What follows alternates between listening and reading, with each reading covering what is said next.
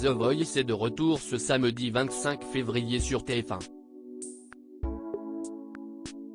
Dans la première salve des auditions à l'aveugle, les téléspectateurs ont découvert Maxence et son arrière-grand-mère Raymonde, qui ont livré une prestation très émouvante face au coach. Ils reviennent sur ce grand moment d'émotion. Ce samedi 25 février, The Voice 2023 a démarré sur TF1, avec le grand retour de Zazie parmi les coachs et l'arrivée de Big Flo et Oli dans un double fauteuil. Dans la première soirée des auditions à l'aveugle, Maxence a touché les coachs en plein cœur. Notamment grâce à la présence de son arrière-grand-mère, Raymonde. Cette dernière, âgée de 91 ans, est même montée sur la scène du télécrochet pour pousser la chansonnette grâce à Nikos Aliagas. Pour Télé Loisirs, le talent et celle qu'il surnomme Mamie sont revenus sur ce grand moment d'émotion qu'ils ont partagé ensemble. Nikos ne me lâchait plus. Télé Loisirs, bravo Maxence pour votre audition à l'aveugle. Comment avez-vous vécu cette étape? Maxence, plutôt bien même si j'étais stressé. En plus, j'ai eu la chance d'être entouré de ma mère et de mes arrière-grands-parents. C'était un moment merveilleux. Et vous, Raymonde, qu'est-ce que ça vous a fait de voir votre arrière-petit-fils sur la scène de The Voice? Raymonde, c'était très émouvant. Nikos Aliagas est venu nous voir pour nous serrer la main et il ne me lâchait plus. Je me disais j'espère qu'il ne va pas me faire chanter. Elle rit, l'ambiance était excellente. Ensuite, il y a une grande jeune femme qui m'a sauté dans les bras. Je me demandais ce qui lui arrivait. Et c'était Zazie.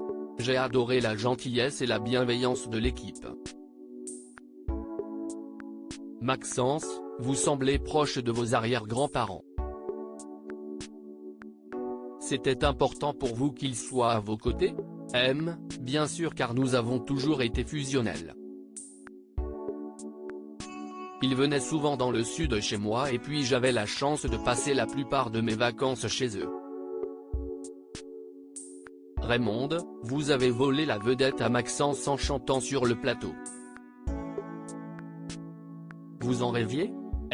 J'ai toujours chanté, depuis ma plus tendre enfance. Adolescente, j'ai participé à un concours de chant et j'ai gagné le premier prix. Je suis même paru dans le journal local à l'époque. Ça a été le premier contact avec le public. J'ai été agréablement surpris de la voir chanter car je sais qu'elle est timide. Je ne pensais pas que ça arriverait. Je l'ai trouvée très à l'aise sur le plateau. C'était un peu surnaturel. Si comme si elle avait fait ça toute sa vie. Ce moment restera gravé à vie. J'avais tenté The Voice Kids. Comment vous êtes-vous retrouvé dans The Voice? J'avais tenté The Voice Kids il y a 5 ans. L'aventure n'avait pas fonctionné et je m'étais arrêté au dernier casting, avant les auditions.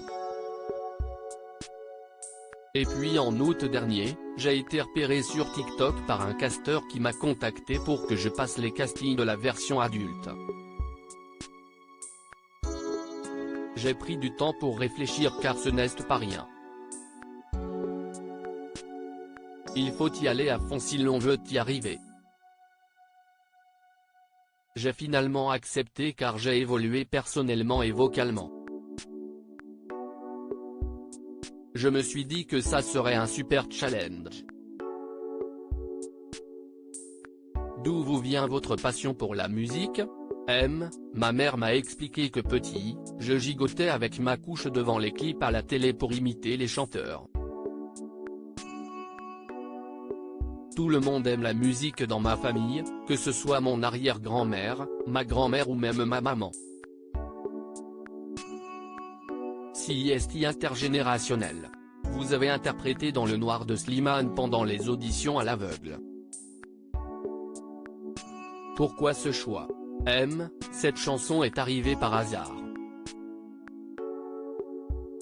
CIST Jérôme Maubert, le directeur artistique de l'émission, qui me l'a proposé parmi d'autres titres de Slimane, comme Peur. Ce morceau était tout en haut de ma liste au départ car je me retrouve dans ses paroles. Mais j'ai eu peur justement d'être un peu trop dans l'émotion.